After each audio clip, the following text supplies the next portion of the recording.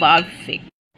এই যে ডেকচিটা আর এতে যে দুধটা, সাংঘাতিক সুন্দর গন্ধ এই দুধের।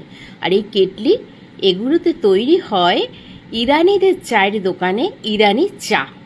আমার কাছে না আছে ওই কোয়ালিটির দুধ, না আছে ওই সরঞ্জাম, কিন্তু ওই চা খেয়ে আমি প্রেমে পড়েছি, তাই বাড়িতে টেস্ট নেবার চেষ্টা করছি। প্রথমে দুটো ছোট এলাচ আর একটু জাফরানের স্টিং নিয়ে রোস্ট করে আমি সেটাকে গুঁড়ো করে নিয়েছি।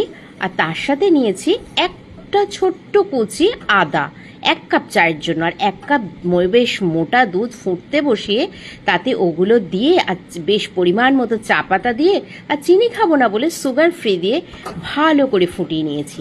তৈরি হয়ে গেছে আমার ইরানি বা জাফরানি চা, যেটা পাওয়া যায় হায়দ্রাবাদে।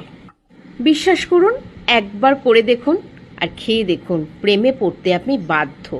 হ্যাঁ, দেখলাম টেস্টের খুব একটা হেরফের হয়নি, তবে দুধটা যদি ওই কোয়ালিটির থাকতো তাহলে এটা খেতে আরও ভালো হতো।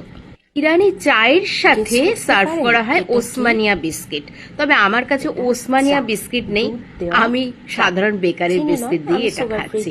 আর সার্ভ করার সময় ওপরে একটু দুধের মোটা মালাই আর জাফরান দিয়ে সার্ভ করে নিয়েছি সাজাবার জন্য। ইরানি চা খেয়ে বা